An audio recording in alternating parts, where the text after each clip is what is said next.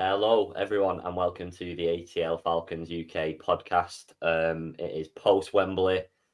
It's not a Victory Tuesday, and we're all a little bit worse for wear. But thank you for joining us again. Let's see how this goes. Mark, let's start with you. How are you feeling? Give us a little summary of the weekend. I think it's. I had a brilliant weekend, and it was really wonderful to meet so many friends of the podcast, friends of the account who we talk to on a regular basis. So that part of it was lovely. The game, I mean, what can we say, right? I think we'll get into it in a little while, I guess. Kind of really, really disappointing, certainly from a personal perspective of I've really tried my best to hype number 9 up over the past 2 years, and I was really, really really excited to see what he could do, and it doesn't seem to be taking shape. So I guess that's the biggest deflation for me, really, is that he had an opportunity to do some stuff this weekend and he didn't do it. So Correct. My guy who I've backed looks to have disappeared after after the last 4 games of last season. So and the good start to this. So a little bit deflated, I guess, probably the best way to put it. Mark, Cal, not Mark and Cal. Liam and Cal, it's nice to see you with no alcohol in your system, or just the smallest amount now. How are you feeling after this weekend? Can't go. I think I'm starting to come down, to be fair. So the last few days have been. I think the weekend was class. Like the whole weekend was just like something else. Like apart from the game itself, the weekend was great from start to finish. The game itself, like what Mark said, it was a good opportunity for really to sort of take control of the game, sort of show what we sort of know we can do as well. It's not like he can't do this stuff, but it was just one of them, another bad day at the office. It was something else. So I'll just keep thinking about what happened on the weekend compared to the actual game. Definitely safe a shout. Liam, how you doing?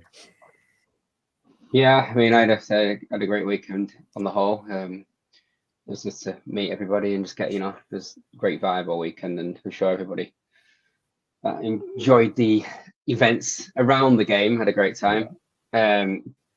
Less so on the game. Still, some people seem to be enjoying it. I think that was more the people who just enjoy being out of the house at Wembley and things like that. But for the people who were feeling like us and a little bit nervous before the game, it only got gradually worse throughout, didn't it? There was moments of stunned silence. I can't lie. I think obviously Vida was certainly pretty bad. It wasn't the only thing that was bad, I would say. I mean, there's also some good points, which is I'm sure we'll come on to. I think there was some positives certainly on one side of the ball. And one player I think played very well on the offensive side, who I'm sure we'll discuss. There's same player that seems to be playing pretty well every week for us. There was certainly some weaknesses, obviously. Vida, I think sort of like the last 2 games, especially this game, he looks a little bit broken. Like mentally, he looks a little bit defeated and broken a little bit. Like his confidence is just completely shot, where I almost think he looks like he's not actually, there's no confidence to throw the ball when there's opportunities to throw the ball. And then there's obviously panic setting in when there is minimal opportunities to throw the ball. He's just panic throwing at a receiver. And we saw what happened, certainly in the first interception. He basically just threw it to an opponent. Like that was, everybody could see that jump. The second one, was a little bit different. That was a great defensive play, and he came from quite deep to intercept it. The first one, I mean, you've got to see that. yeah, good weekend, disappointing game. Let's get the doom and gloom out of the way nice and early then, and try and fast forward it a little bit. So we may as well start with Ridder because we'll get it out of the way properly. 31 passes attempted, 19 completions, 191 yards. Of course, the touchdown, but 2 interceptions, one of which was for a pick six. Yeah. I said to the boys at the game that I was sat with, my perception of what is happening is that he's very, very tunnel vision. He looks on a target, and if that target is no longer viable, he has no peripheral. He's got no alternative. And I don't think other than that, he has that many problems. I think the panic just sets in and he just pings it anyway because he thinks if I do it, it's going to come off and it's going to look good. Yeah. Of course, you two are a lot more college football orientated than I, but Liam said that's something that happens quite a lot fresh out of college, just based on the fact that like pressure levels and everything like that. So I was just wondering your 2 takes on that. So I guess it's a fair point because I think it is quite a college thing, and I think because of how offensive college football is, you know, the amount of times it comes off, it probably makes it look a little bit better, right? Yeah. We've got to remember we're still talking about the hardest position in football, and it's hard for a reason. I haven't totally given up on the kid yet, but you know, for me, we've got to start seeing improvement, and if anything, he's regressing more than improving, and that's that's the fact of it. Now, you know, apart from the 4 games last year, you know, I mean, I'm not going to call him a rookie because he's not a rookie, right? But he's still a pretty young quarterback in his position. Yeah. And we have to hope that, you know, they find some way to inject some confidence in him. Otherwise, you know, we might see Heineke early. Maybe Art's going to lose patience. I know the fan base losing patience. You know, I think there was some really some rough moments, like kind of to your point, Danny, you know, like it was kind of almost like his option wasn't available. So the only thing he could think to do was just run into quite a crowded pocket, right? Yeah. Which, you know, I'm all for QB using his legs, but it was like it almost felt like whenever the decision mattered, he made the wrong one. And that's a problem, right? And I think we are at a bit of a crossroads now because, okay, you know, Houston's defense, it's beatable. Houston's offense, CJ Stroud, that guy who everyone said, oh, he didn't check out well in the pre-draft sort of tests and the combine and all that sort of stuff. He's balling out. He's balling out in Houston, which, you know, by all rights should still be in its kind of not bin fire franchise stage, but like, you know, just on recovery from bin fire franchise stage. Yeah. And they're putting up big points. So if a young lad like that going into Houston without that many kind of, certainly without the weaponry that Ridder has, I don't know, I kind of sit there going, if we don't get a result against Houston, you know, then I'm going to be really concerned. I mean, you know, Jags are a few years into their rebuild, right? They got the coach, they got the quarterback, they got weapons around him, they're building a defense. Like, okay, fine, I can take that on the chin, but really, we don't want to be relying on playing bad teams. No, to be getting that win ratio up, right? And listen, it's not far away until we've got some more challenging games coming up, and it's going to be rough if we are throwing the ball and having the quarterback play that we've seen this weekend. And I say this with such a heavy heart, you know, like I have probably blindly defended that boy at times when I probably shouldn't have. But now I've not got it in me anymore. I was going to say I don't think it's blindly defending someone when I know it's not his first season, but it's still his rookie season as a starting quarterback. But I wouldn't say it's blindly defending him when you're just giving someone time. He'd not done anything to prove or disprove his ability as such. A few bad throws here and there, yeah, but that doesn't define you as a player. But at that position, ability is one thing. Yeah. Like Johnny Football had ability, right? But you got to be able to.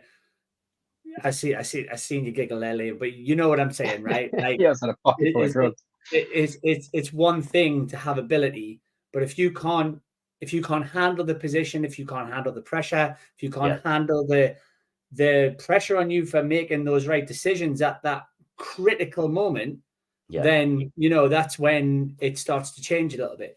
And listen, I'm still rooting for him, but this weekend it broke my heart a little bit. I'm not gonna lie. Like it hurt me a little bit because it just didn't really, nothing seemed to click, and it all seemed to stem from that decision making. Yeah, absolutely. Liam, do you have anything to add surrounding Ridder? Yeah, I mean, I guess I think we were saying at the game, weren't we? A lot of the things that he does just seem a little bit slow. Like not just sort of the play, but the handoffs are a second slower than what people are doing out there. The checkdowns, the slower, like to get the ball out. By the time we get the ball out, even to those safety net passes, it's all broken down. The play is completely broken down in front of him, and then the only time we were doing it was Bijan was making plays, and this is why Algiers probably struggling with that type of play as well at the minute. Yeah, is the handoff and sort of checkdowns to him. He's not as obviously pure agility like Bijan. He requires those holes to stay there, and he will hit them really well. And he just couldn't get going because everything was just 2 seconds behind like the pace that it needs to be at. These defensive lines, they can break a pocket down pretty quickly. And every time he tried to sort of set up running down that middle, great stepping up in the pocket. It's a brilliant thing to do. It's something that quarterbacks do effectively. It can obviously get you some big yards if you can step up in that pocket. Every time he tried to do it was like 2 seconds later, and the whole thing had just fell apart in front of him, and then he just tried to run into it anyway. And that was something that like in college you wouldn't really see, because his first read could well be open a lot of the time, because ultimately college corners are a lot weaker in general than college receivers, if that makes sense. Like it's harder to find a good corner than it is to find a good receiver. And then and he could also sort of like just go with his legs pretty much anywhere, because that is a little bit more chaotic in the trenches where there's not as many sort of like pass rushers who are going to be coming at you. In the NFL, every team's got one that's coming at you. One, even sometimes two, that is coming at you every single play if they want to. They're just that good. And obviously the coverage is so much better, which I think he's obviously experiencing. He's probably seeing guys that are open that would have been maybe a similar sort of openness in college, where if he threw that ball, it probably made it. If he throws that ball in the NFL, that quarterback's just far better at reading the game than what he's experienced. They're jumping him every time at the moment. Those interceptions are just bad reads from a quarterback, and he's not seeing. I mean, don't get me wrong, it's bloody hard to make that snap decision, see that a quarterback could jump that ball and not throw it and do something else. It's really hard. Like there's no doubt about that. But that's what a quarterback's expected to do. They're expected to have that massive footballing brain and be able to read 2-3 sort of options and then make the right choice. And he's struggling to make the right choice. There's time, right? If we're gonna we hung our hat on in this season, right? Now, if you and I'm kind of setting up a rod for my own back here, right? We drop him a couple of extra, we lose out the next 3 games, right? Yeah. And we drop him. But what was the point in keeping him on in the first place, right? We should have just gone out and paid, Heineke to start or whatever. No, and we haven't seen him yet, so we don't know how good or bad he's going to be in the system, right? But as much as it pains me to say it, and like I say, I'm going to make a run for my own back here, but if we don't give him a chance, what was the point, right? Now, and there's already a lot of comments, so I'm just going to flash a couple up, right? And they're all kind of running along a similar theme, right? Talking about Coach Smith. Now, last week we covered this. I'm gonna put my head above the dock here a second, right? Coach Smith has done an unbelievable job over 2 years with one of the worst salary cap. 2 years of the worst salary cap. He went through the whole Julio debacle. He went through the whole Matt Ryan debacle, right? And still had us competitive. Now that what you could argue is, well, this is the first season where he should be bashing it out. Well, okay, cool, but surely that's not it. It's not time because of that. It's time to dick on the guy. Like these things take time, and yes, you see it in some franchises quicker than others, but you also see certain franchises building up over a certain amount of time. So, like, I just kind of want to jump in and address that question. And I don't speak for you boys, so we can take this into a separate direction of the conversation. But I don't think any of us, and please feel free to jump in here, think that we are anywhere close to Coach Smith not being the answer. What I think we did discuss is maybe he needs to loosen the reins and be a head coach rather than an OC as well as a head coach, because I think that provides some complications. Yeah, I'd be inclined to agree. I've seen a few comments, somewhat along the lines of, if we weren't to make playoffs this year, is it time to go sort of thing? No, not for me. I'd say he's at least got this season and another in the tank. Easy. Based around what you've just been saying, Mark, with the first Arthur Blank doesn't fire quick. Yeah, exactly. Well, yeah, exactly. We don't anyway. And the first 2 years were so cash strapped that they were almost an unfair reflection of what could be done. And we were still okay at some. We were technically competitive both seasons because we weren't a million miles away. Admittedly, that's partially down to our division being in the mud, but nonetheless, it's irrelevant, isn't it? So I don't think he's at risk in any capacity at the minute, but I do think he should have a sit down and a bit of a think about his options and realise the extra pressure he's putting on himself at the moment. Carl, Liam, what's your thoughts on Coach? I think he's a bit. I think from an overall coach perspective, I've got no sort of issues. I think he's somebody that the team like, and I think he's got obviously a good head for his role as a head coach. But I think I don't know if it's just the change in like the times or him or whatever it is, but I feel like our sort of offense game, certainly the passing, is pretty flat and one-dimensional and quite boring, to be honest. I think we're not getting guys open in creative ways at all. We saw what teams like the Titans are doing, for example. Obviously, they got like Hopkins and stuff, but they haven't really got a great, offensive setup. They've got a decent quarterback and things like that. But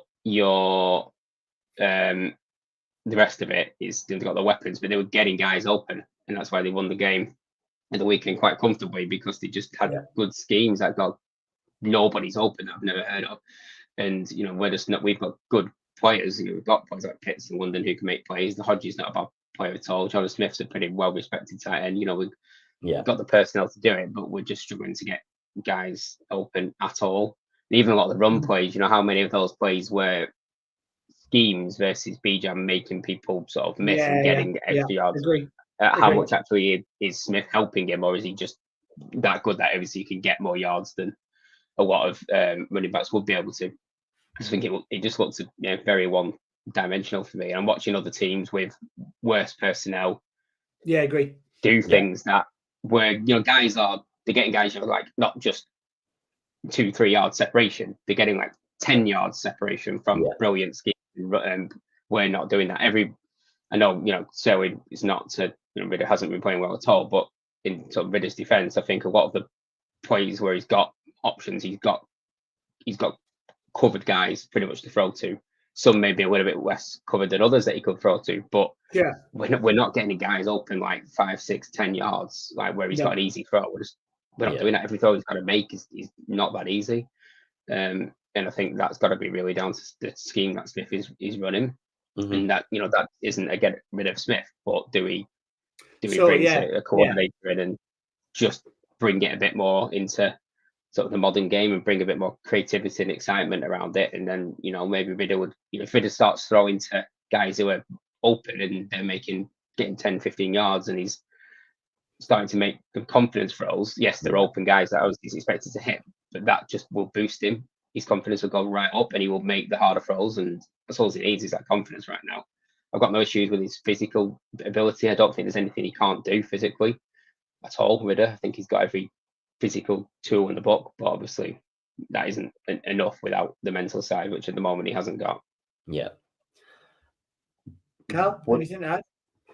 Yeah, I do think something needs to change, and that's not Smith going at all. I just mean, like what Liam said, I think, or what we've all said, I do think an offensive coordinator does need to take over. I feel like with Smith, we came in as a season with everyone was raving about our offense, absolutely raving about it. Our O-line was like top 10 last year, pulling off. We've got Algier, we've got Patterson, London, Pitts, and like we can't get the ball to half of them half the time. So something needs to change. I think I don't think there's any pressure on Smith. That's all. Not until I'd say next year. I think next year you'd look at and be like, if we didn't get the playoffs this year, you'd be like he's had 4 years. Well, you'd put that down to a bad year, I guess. But But I mean, this year I think it's obviously it's all about winning games, but it's being in the games and actually being competitive like it was last 2 years, and that was with a poor roster half the time. Yeah, just needs all the professionals have said it, all the media have said it. This offense is stacked, absolutely stacked. It just needs something, some creativity. So maybe another guy from the outside who's maybe just looking in and just being like, I can do something with that. I think Smith's obviously he wants it to be his own, but I think he's got to be like, someone else can just step in for this bit and then see how it goes, because something's got to change. Well, I think that so the real world situation, right, is it's on Coach Smith right now, because you're not gonna bring in an OC in midway in the season. An OC would come in with his own scheme, with his own playbook.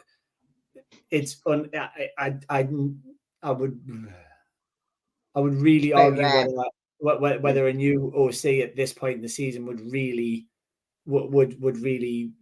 help as more than hinder, because now you've had a playbook that everyone's been learning in the off season, and then all of a sudden you dump an OC in now who comes in with another scheme that everyone has to remember. I mean, you could if you try to keep it simple, but I mean, coordinators don't really come in mid-season, so I would personally say, I think we've got it in the chat over on YouTube. Archangel, who's over in the States right now, said the same thing. We need to change it up a bit. We do, and that's on Coach Smith, and then that's on Desmond to try and find some confidence from somewhere.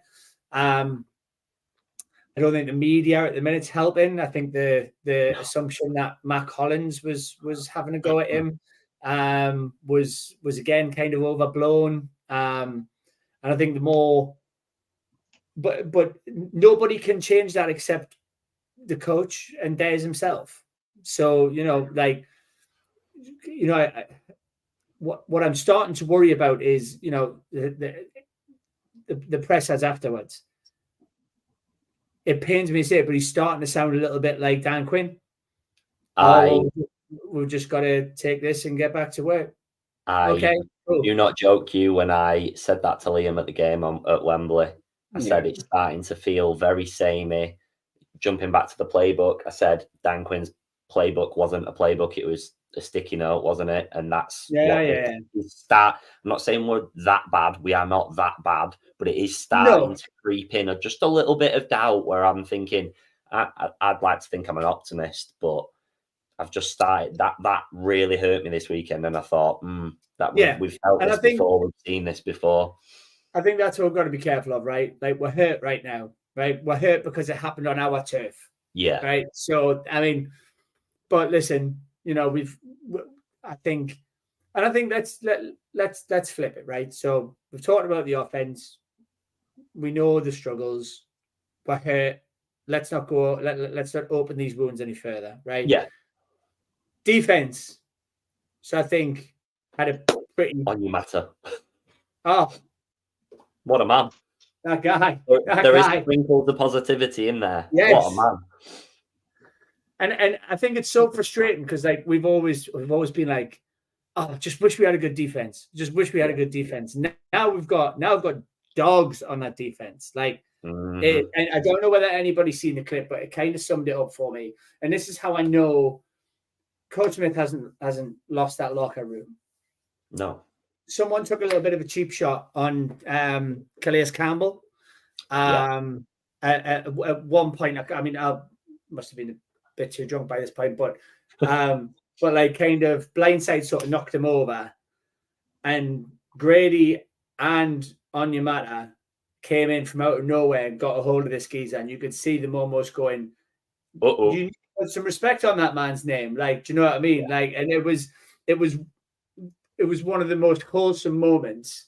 But like, I think we've got something special on that defense. I think it's a shame Troy isn't in, but I think Troy replacement. What's the guy's name, Liam? I've totally forgot his name. The guy who they replaced Anderson with. Nick Landman. That's the one. Yeah. Like, we've got Ellis again, showed some really, really good flashes.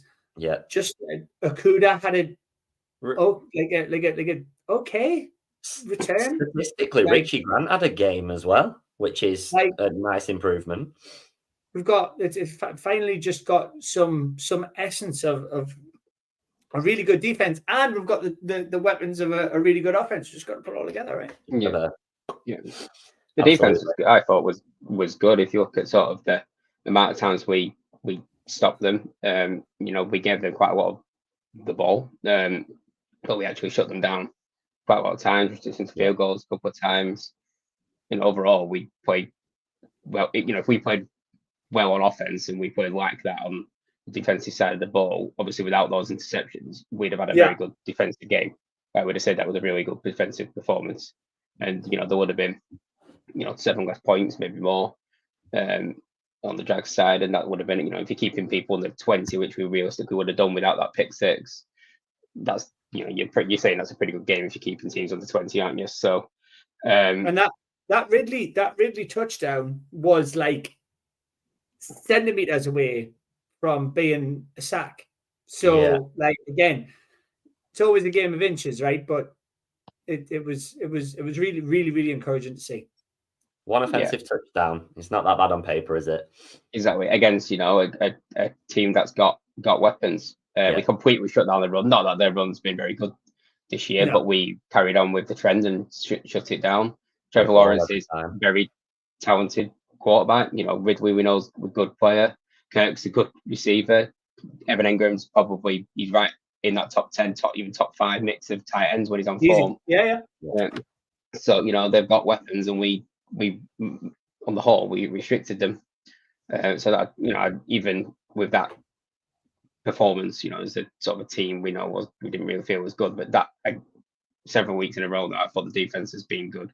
I don't really think they've had a game this year that when it's been bad, I would say. Yeah. So it's just frustrating that we can't match it on the other side of the ball at the moment.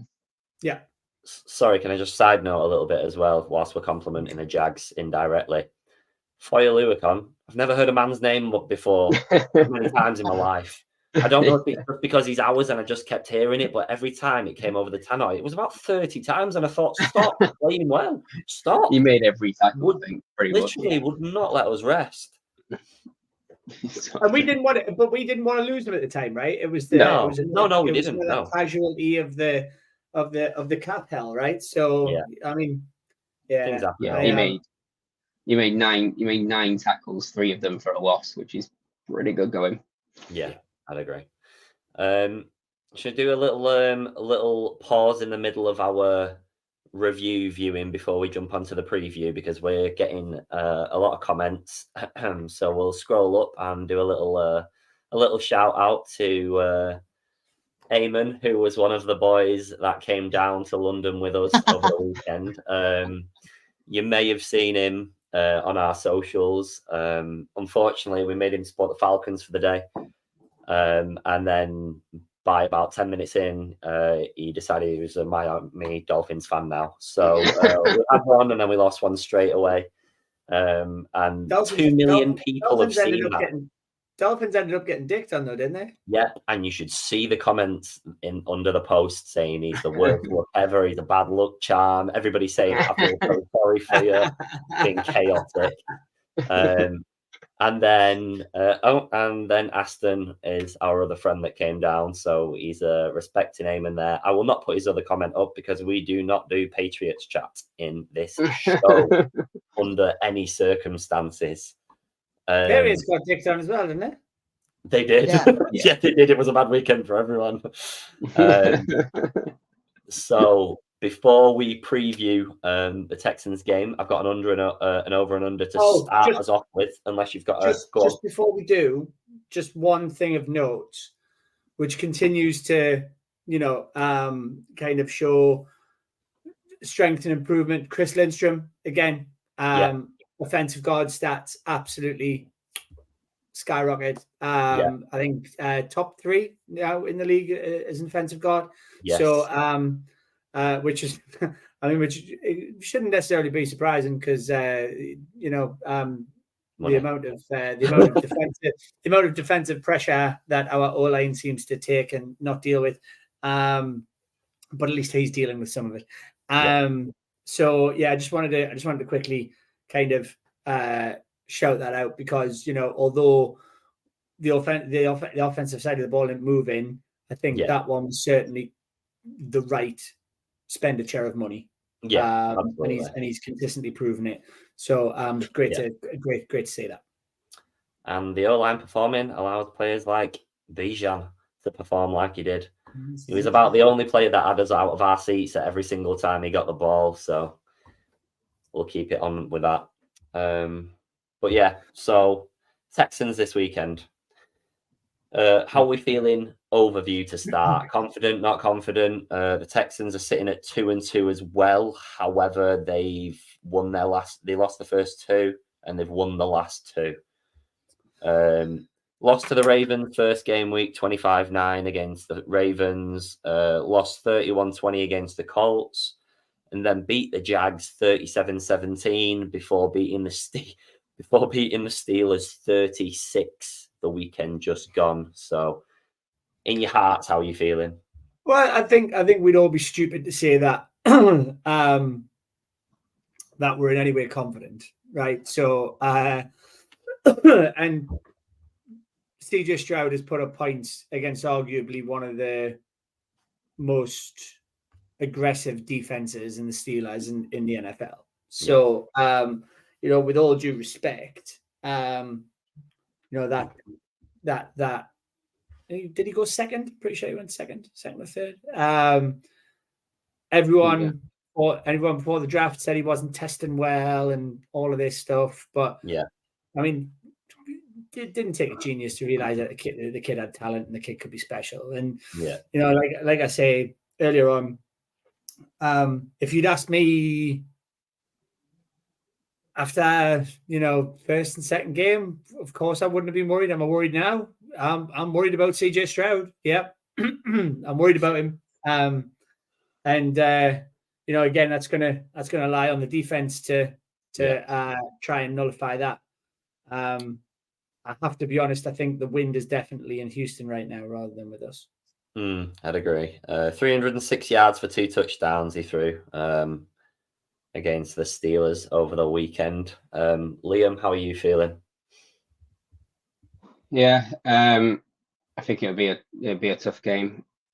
Stroud's playing with a lot of confidence at the moment, and they're doing something similar to what I mentioned with the Titans earlier. They're getting guys open, but they've got a couple of receivers who are playing above what they expected to be playing Yeah. like right now. You know, I think Nico Collins and like Tank Dell were sort of names that you expected to be sort of popping off around the league right now, but they're playing very well. And then, you know, Stroud is finding them, which is exactly what he needs to do. And he's keeping that composure. You know, he's not making silly throws. He's just doing what he needs to do as a rookie right now, which is, you know, just making some smart decisions. He did that in college. That was his game. Like, I think physically, people said, you know, that maybe he's not like explosive, which maybe he isn't, but you don't need to be if you've got a brain that just does what he does, which is just play the quarterback position. You know, it's just something that he's got in him. So that concerns me. I think the defense that they've got does concern me a little bit. They've had some players play really well on that defense, and, you know, Will Anderson started pretty well as they expected him to. You know, he's coming after the quarterback very often, which is a bit concerning for obviously when Ridder's sort of a little bit of panic mode quite often at the moment.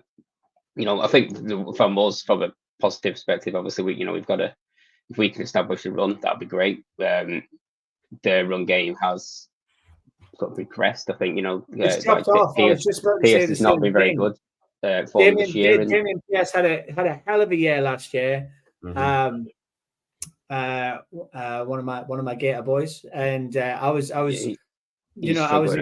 excited to see what he was going to look like as a second year, but I don't know. I don't know if it's D'Amico Ryans' system or whatever, but it just doesn't seem to be run heavy. And I mean, look, that's putting more of the onus on Stroud to throw, which means our backfield's going to have to be ready for it. Mm-hmm. Yeah. And I think, that's what we want. I know obviously he's playing very well at the moment, but you kind of want the rookie quarterbacks to have to throw. Like we want to make him have to beat us. You know, that's something that he's not had loads of experience in doing so far. Even though he's played well, he's not got years and years of experience of dragging teams, you know, back up and back into games. Like it looks like he's got the ability to do it, but that's what you've got to do with a quarterback.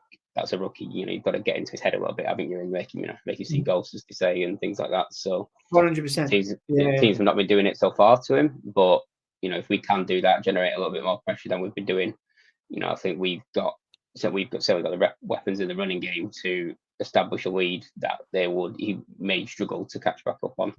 But you know, I think the bookies had us as the slight favourite over the Texans, but personally, I would probably have the Texans as a slight favourite over us at the moment, based on recent form at least. Yeah, I'd agree with that. Yeah. I was just going to get up where our offenses and defenses line up with each other, but you'll have to bear with me a little bit. Do we want the under and over nice and early, or have we got any Let's more? Let's do it. Come on. Right. I did give Mark a heads up about this before we started the show, and it seems like a really low line again. Falcons under or over 12 points against the Texans. Fuck. Isn't? I know. I actually think it when I read it, it sounds like a terrible line, but I have no idea myself yet. So over 12. 12. Based on a 6 and a 7 in back-to-back weeks. So. Well, yeah. I was going to say we've only scored one more point of that over 2 games, right? What are they like against the run then? What's their stats against the run? I think it's been pretty good, to be honest. Because we're going to have to rely on the run game like a lot, like what we've mentioned. But I think Ridder has to, well, not just Ridder, the offense has to play miles better to. We can see they concede as well, apart from obviously Sunday against the Steelers. They've conceded quite. But Steelers' offense is toilet. So we know if Ridder's, like say he was fucking 1 out of 10 on Sunday, which was probably close. Even if he goes up to 5 out of 10, he'll do something against them. Yeah. Well, they gave up 139 rushing yards against the Steelers and 312 passing yards. So I'm good. I mean, you'll be surprised by this. I'm going over. No, I mean, I want this to turn around. I believe we can turn it around. We've got an opportunity against. I wouldn't say I wouldn't say the Texans are necessarily known yet for being an amazing defense. So No. again, let's go with the positive. Let's go with the positivity. And listen, this could be the game that finally we get a bit of confidence injected into this offense. So I'm going to pray that it's this week. So I'm going to go over. I'm going to go over as well, even though that could be a hat trick of errors for me and you. So, Cal, what about you? I'll go over, but it won't be by many. 14. Yeah, I'm gonna go over. I think as well. Okay. I think I know we have definitely struggled, and obviously the Steelers put 6, 7. I can't remember what it was, but it'd be all right. We'll be 36-0 down by half time. We should be able to score 12 points. Yeah.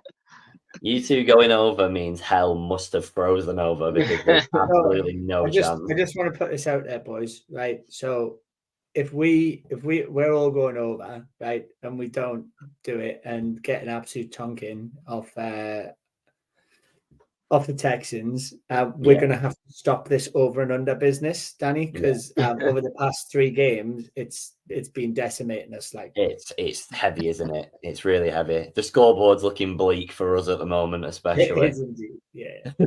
Yeah. It's all right. 13 more left. 13 more left. We're fine. So I think we've all and I think it's not just the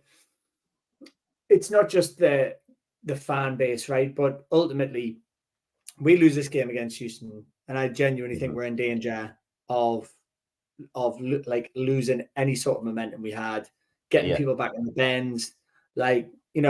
It was said earlier on in the comments, Ridder seems to play better at home. Right, okay, then let's use this game at home.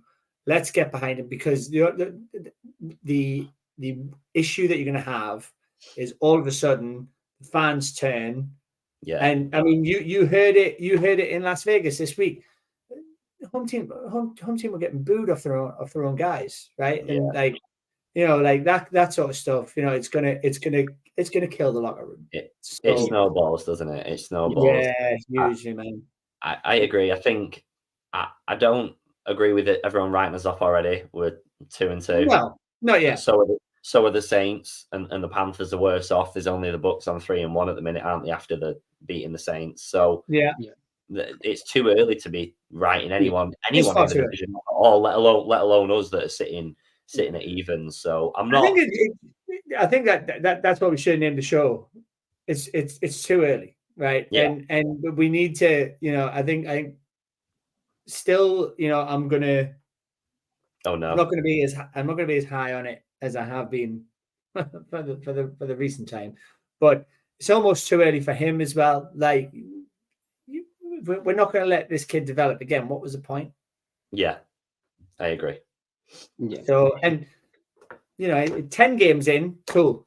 Right, we've got something to salvage after 10 games if we've just lost 8 on the bounce. But come on, guys.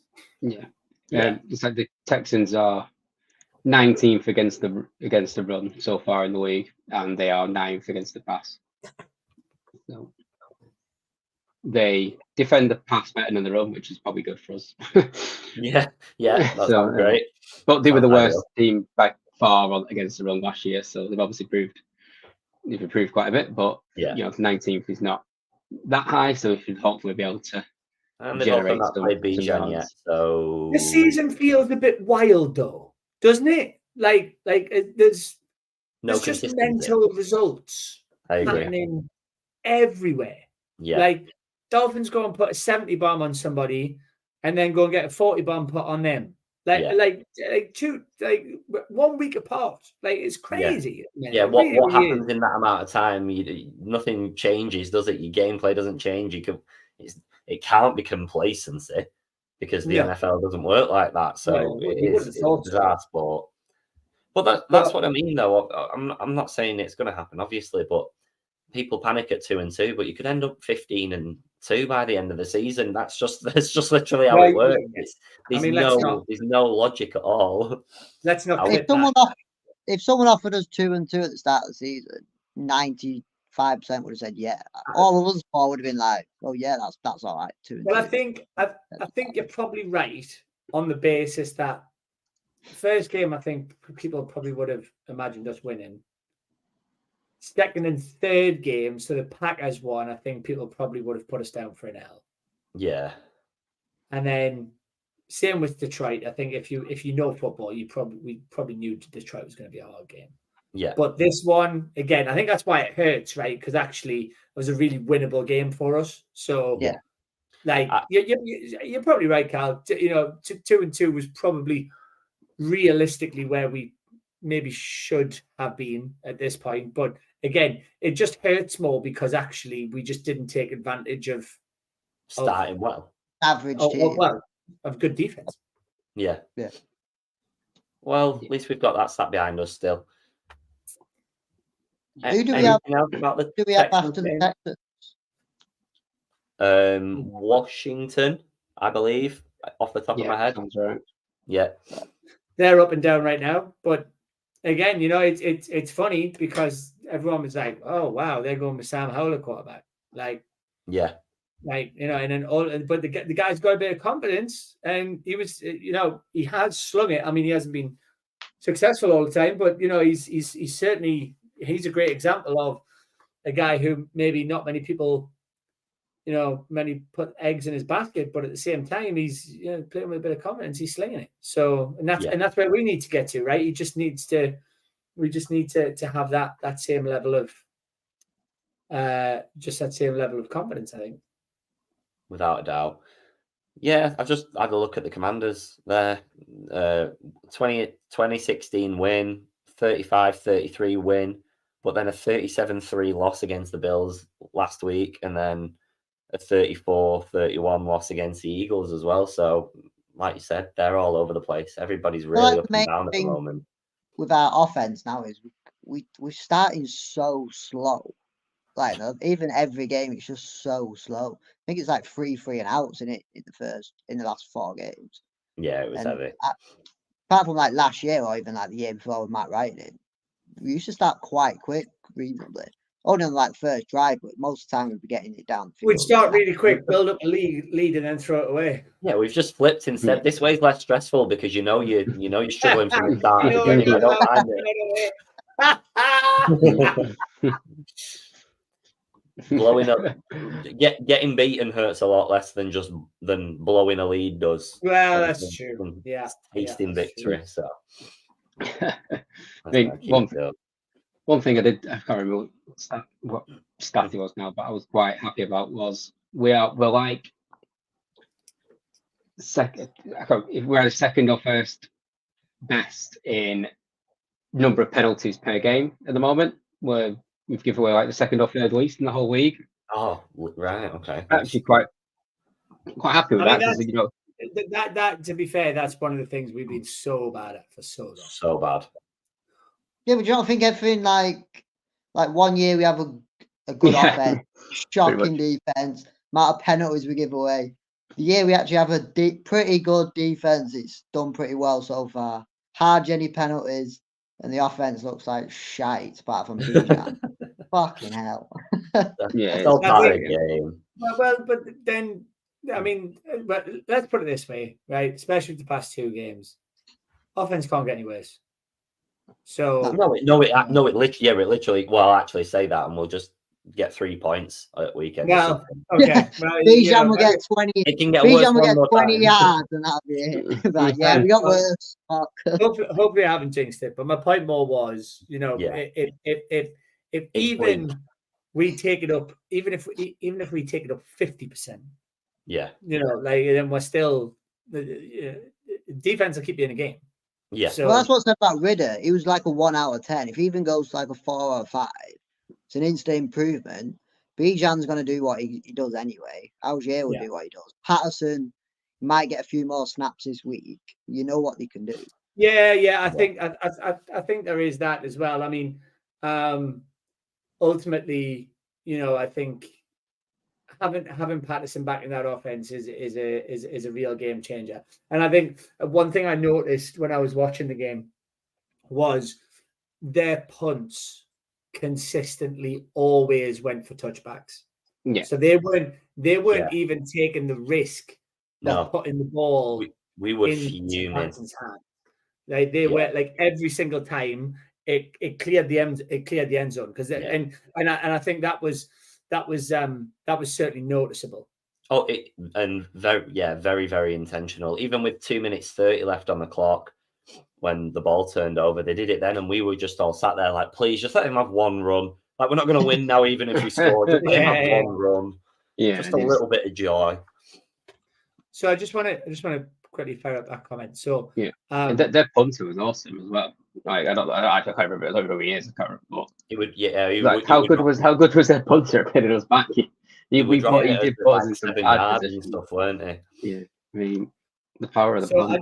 I just want to kind of touch on that. So obviously the only Falcons game that we've been to was just after COVID. So the traveling support wasn't huge, but there were loads of Falcons fans there this weekend. Like I even put a couple of stalky comments on some of the NFL UK ones. We're like, oh, Jags were so represented. Well, yeah, it's probably because your franchise has ploughed millions of pounds into trying to trick the entire country of thinking that the Jags are the UK's team. They're not. And FYI, I know you beat us, but you're not a proper franchise. You're an expansion team, so please go away. But second of all, I just want to say that, like, we obviously met a huge amount of fans from over the pond, but there was also loads of UK fans, some regular listeners of the show who came up, talked to us. It was really great to meet some of to meet all you guys.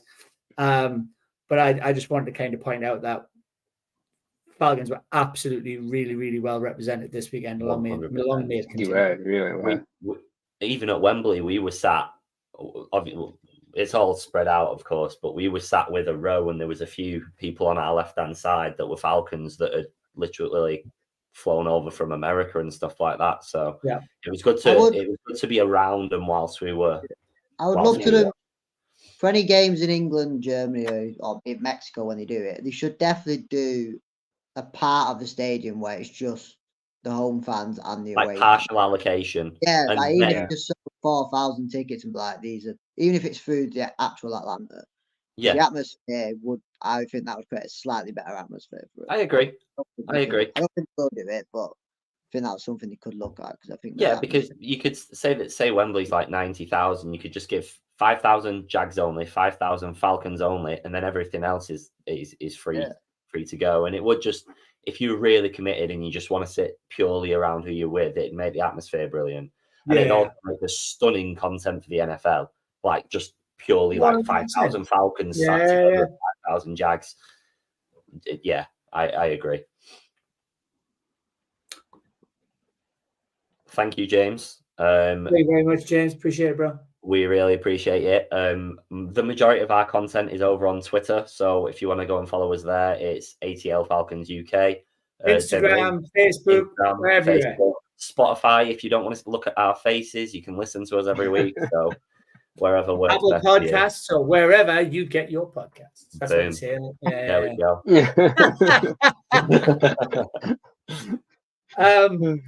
Is there any other business this week? Anything outside of Falcon?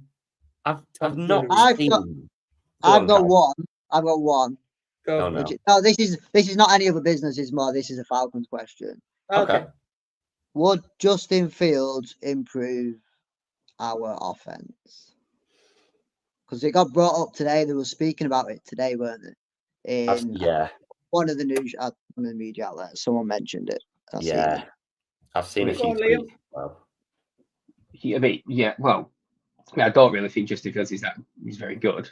To be honest, in terms of, I don't actually think he's like the God's gift like people seem to think he is. But he probably would improve our offense. But he was a highly rated, high pick with tons of upside. Like it's not like, I don't feel like we could compare like Ridder and Justin Fields in terms of expectations of delivery. Like there was they had very different,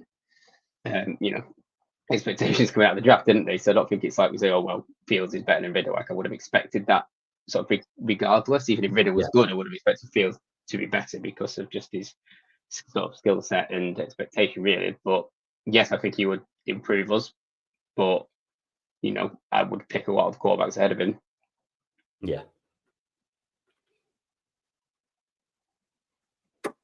I really like Justin Fields, and if the Bears, I don't know, want to, because I think the Bears are likely to be there and thereabouts at the number 1 pick this year. They wanted the second for Justin Fields. You'd give him a fresh start. You'd give him a chance. Yep. Okay, fair enough. I mean, it's better than some of your previous. Like pundits will say this stuff all the time, right? And it's really, really hard to define it sometimes. But I think Justin Fields has got the sort of intangibles to suit our system more. And I think if you listen to some of the stuff going on in that Bears locker room right now, right, and you've got like Claypool turning around like, I'm not being used properly, and like they haven't really done enough to really build a proper offensive line around him. It's just chaos over there. Yeah. I think he's if Ridder didn't work out, and we wanted a cheaper option, because I'm going to throw another option at you in a second. Which will be a lot more expensive, but I'll throw it at you anyway.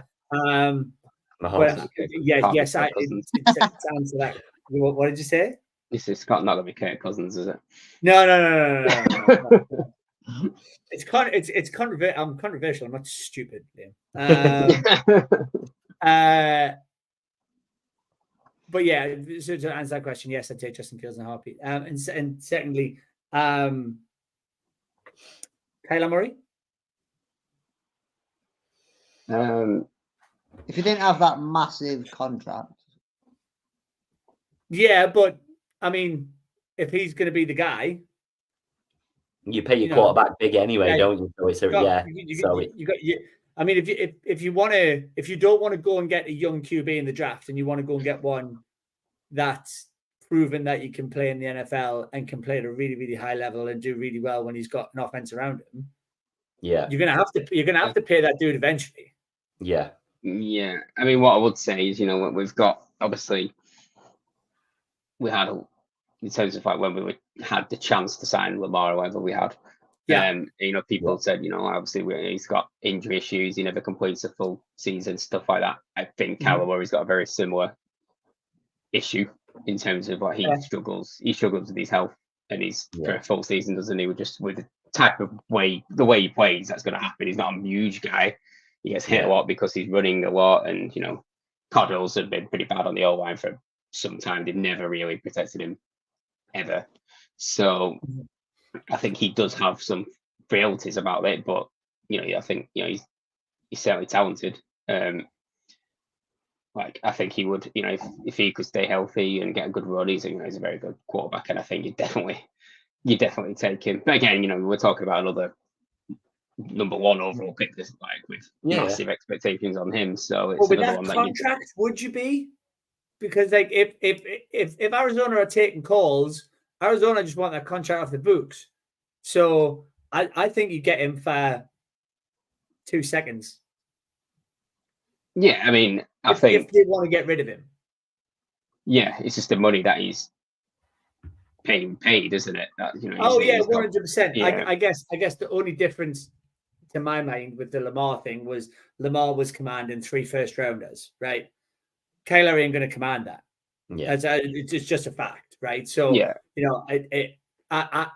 I see those 2 players, although contracts are a bit crazy, right? One of them, I see those 2 as the best fits for an Arthur Smith scheme that would be able to come in and make a difference like that. I think Fields probably gives you more leadership as a QB, but I think Kyler gives you more just juice. Yeah, I think Kyler Murray is much better passer with the ball than Justin Fields, to be honest. But I think probably obviously Justin Fields has got the leadership, and he's got great electric running ability. Probably, Murray's a bit more of a scrambler sort of style. Where I think Justin Fields can a bit ball out of the mark and literally take it downfield and beat people. But I think when Murray's healthy, I don't know what his stats are, but he's never been bad, has he? Like as if he's had issues, but he's never actually had. I don't remember him ever sort of having a real bad patch. I think he's always been pretty good, and I'd love to have somebody like him. I mean, we don't have to worry about this, I guess, because Ritter's just going to be amazing. Going to be amazing. But I guess this conversation is going to potentially roll on, and I say that because I don't see Arthur Smith drafting a quarterback. I don't see him getting and starting a complete rookie quarterback. I agree, based on the fact that he's already this deep into his rebuild, and every time you draft a quarterback, it's just another. No matter where you pick him, it's still a gamble. It's a rebuild, entirely, 100%. isn't it? Doesn't matter if they're a first pick. So I'd agree. I'd think. You remember when everyone was saying Will Levis was going to be a first-round pick? Yeah. So no, I agree. I think he'll look at his defense. He'll look at his O-line and everything, and especially add a few wide receivers into the mix, and you've got a really solid offense. And he'll think, don't want to waste that on a rookie that may or may not make it when you can secure someone. Unless Dez picks this up, his job's on the line. Right. Yeah. So and I think Cal raised a really good question there, because if it doesn't pick up, we're not gonna roll with Heineke next season, even if he does bench Dez. So let's face it, this conversation might pick up a little bit of steam in the months to come if Dez doesn't turn it around, and that's the real world situation we're in. Yeah, I agree. Yeah, Heineke's not the long term. I think he could, he potentially could be a better quarterback than Ridder.